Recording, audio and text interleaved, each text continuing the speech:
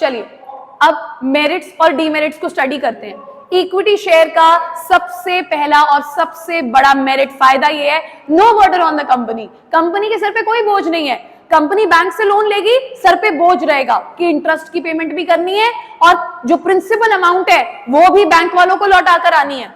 Similarly debenture एक तरीके का लोन जो हम पब्लिक से लेते हैं। डिबेंचर से पैसा उठाओगे, सेम टेंशन, पब्लिक को इंटरेस्ट भी वापस करना कंपलसरी है और रीपेमेंट करनी है प्रिंसिपल अमाउंट की। लेकिन क्या इक्विटी शेयर्स में ऐसा है? अरे बिल्कुल नहीं है। एक तो डिविडेंड पेमेंट इसमें कंपलसरी नहीं है। दूसरी बात क्या है कि आपको प्रिंसिपल अमाउंट कब रीपे करनी है? जिस दिन कंपनी पे ताले लगेंगे, यानी कंपनी बंद होगी। वाइंडिंग अप बोलते हैं इसे। जिस दिन कंपनी की वाइंडिंग अप होगी, आपको इक्विटी शेयर होल्डर्स के पैसे उस दिन वापस करने हैं। वो भी कब? जब सबसे पहले आपका बैंक का लोन चुकता हो जाएगा, क्रेडिटर्स के पैसे चले जाएंगे, प्रेफरेंस शेयर होल्डर्स के पैसे वापस हो जाएंगे, एंड में अगर कुछ बचेगा तो वो किसे वापस किया जाएगा? इक्विटी शेयर होल्डर्स को। क्योंकि इन्हें किस नाम से जाना जाता है? Residual owners. हम ऑलरेडी स्टडी कर चुके हैं। तो पहला फायदा समझ में आ गया। दूसरा फायदा परमानेंट कैपिटल। कैसे? अभी बता दिया। क्योंकि ये पैसा एक बार कंपनी के पास आ गया तो कंपनी ने ये इक्विटी शेयर होल्डर्स को वापस नहीं करना है। ठीक है, ये पैसा कंपनी के पास ही रहता है। ठीक है, अब कंपनी ने ये पैसा किस दिन वापस करना है? जिस दिन कंपनी बंद होगी।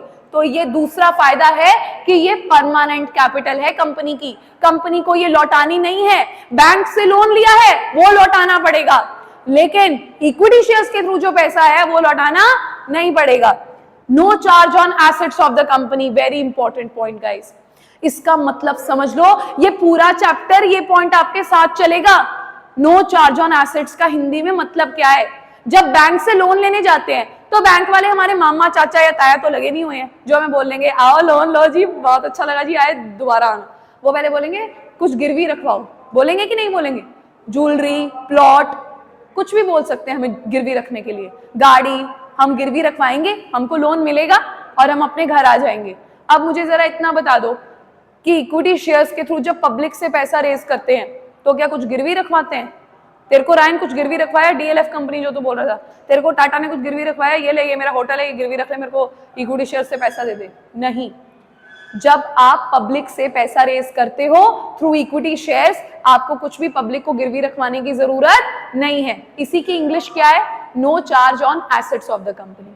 ठीक है, क्या लिखा है? Funds can be raised through equity shares without creating any charge against the assets of the company. तो तीन फायदे क्या है, मैं बिना देखे बोलती हूँ। सबसे पहला फायदा तो था no burden on the company, dividend payment compulsory नहीं है और प्रिंसिपल अमाउंट बाइंडिंग अप पे रिटर्न करनी है। Number 2, permanent capital. कंपनी के पास पैसा आ गया तो सिर्फ बाइंडिंग अप वाले दिन ही वो पैसा वापस जाएगा, अदरवाइज नहीं जाएगा। नंबर 3 क्या है हमारे पास? No charge on assets of the company. कुछ भी गिरवी रखवाने की जरूरत नहीं है। चलिए let's move to the demerits. सबसे पहले ये किसके लिए सूटेबल नहीं है? किसके लिए इक्विटी शेयर्स में इन्वेस्ट करना सूटेबल नहीं है? जो इंसान एक स्टेबल इनकम चाहता हो। अब मान लीजिए मेरे पास 2 लाख रुपए पड़े हुए हैं और मैं किसी वजह से अब काम नहीं कर सकती। अब मेरे में मतलब समझ लीजिए हो सकता है मैं 60-70 की हो चुकी हूँ, अब मैं जॉब नहीं कर सकती, मैं काम नहीं कर सकती, लेकिन मेरे को ना चाहिए कि मेरे को ना हर मंथ ना कुछ फिक्स्ड इनकम आनी चाहिए। तो क्या मैं शेयर्स में इन्वेस्ट करूंगी? अरे कभी भी नहीं करूंगी। शेयर्स में इन्वेस्ट करना तो बहुत रिस्की है, क्योंकि इसमें कंपनी को प्रॉफिट होगा तो वो मुझे डिविडेंड देंगे, प्रॉफिट कम होगा तो डिविडेंड कम देंगे, और अगर लॉस होगा तो डिविडेंड नहीं देंगे। तो क्या मैं इसमें पैसे लगाऊंगी? अरे कभी भी नहीं। फिर मेरे लिए क्या सूटेबल है? मैं डिबेंचर खरीद लेती हूँ, उसमें मेरे को इंटरेस्ट आना ही आना है, या मैं प्रेफरेंस शेयर्स खरीद लेती हूँ, उसमें भी डिविडेंड आना ही आना है। लेकिन इक्विटी शेयर्स तो मैं भूल के भी कभी नहीं खरीदूंगी। क्या लिखा हुआ है यहाँ पे?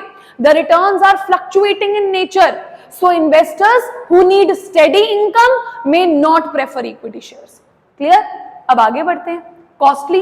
अबे कॉस्टली कैसे है? कॉस्टली इसलिए है क्योंकि फॉर्मेशन ऑफ कंपनी, शुक्र है मैंने तुम्हें पहले ही पढ़ा दिया। फॉर्मेशन ऑफ कंपनी में क्या पढ़ा हमने पढ़ा कैपिटल सब्सक्रिप्शन का स्टेज। जो कंपनी मार्केट से शेयर्स के थ्रू पैसा उठाना चाहती है, पहले प्रोस्पेक्टस बनाएगी और प्रोस्पेक्टस बना के सेबी के पास फाइल करवाएगी, सेबी को फीस देगी, फिर स्टॉक मार्केट जाएगी, स्टॉक मार्केट में अपनी लिस्टिंग करवाएगी, स्टॉक मार्केट को फीस देगी, फिर बैंकर को अपॉइंट करेगी, ब्रोकर को अपॉइंट करेगी, और अगर 90% शेयर्स मार्केट में नहीं बिकते तो अंडर राइटर को भी अपॉइंट करेगी। सबको ऑलरेडी मैं पढ़ा चुकी हूं ये। यानी कि इतने ज्यादा खर्चे करेंगे तब जाके शेयर्स के थ्रू पैसा आएगा। ठीक है, अब शेयर्स के थ्रू पैसा रेज करने के लिए पहले पब्लिक को बताना पड़ेगा कि हम लोग शेयर्स बेच रहे हैं, तो एक प्रोस्पेक्टस छापना पड़ता है। प्रोस्पेक्टस में कंपनी का सारा डाटा होता है, कंपनी ने पिछले सालों में कितना कमाया, कितना डिविडेंड दिया, सारा कुछ, कंपनी के क्या प्रोजेक्ट्स हैं। What happened? तो कंपनी के क्या प्रोजेक्ट्स हैं, सारा कुछ ना उनको करना पड़ता है। तो अब क्या होता है बेटा, ये प्रोस्पेक्टस होता है, इसको पहले सेबी के पास फाइल करते हैं, फिर इसको पब्लिक में बांटते हैं। तो प्रोस्पेक्टस छापने में तो काफी खर्चा हो गया ना। फिर आपको एक ब्रोकर को अपॉइंट करना पड़ेगा जो लोगों को कॉल करेगा, एनकरेज करेगा कि ये कंपनी शेयर्स बेच रही है, खरीद लो।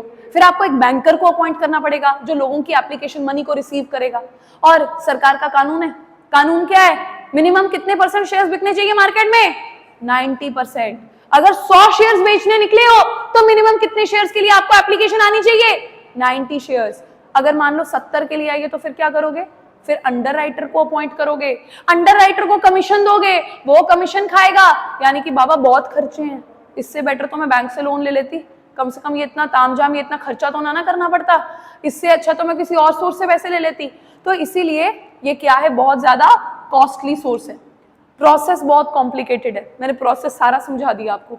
सेबी से परमिशन लेना है, स्टॉक मार्केट से लेना है, बैंकर अपॉइंट करना है, ब्रोकर अपॉइंट करना है, अंडर राइटर अपॉइंट करना है, मिनिमम सब्सक्रिप्शन वो रूल भी आपको फॉलो करना है। तो यानी कि प्रोसेस क्या है, बहुत ज्यादा complicated. So this was all that you need to know about equity shares. Is it clear guys? Any doubt?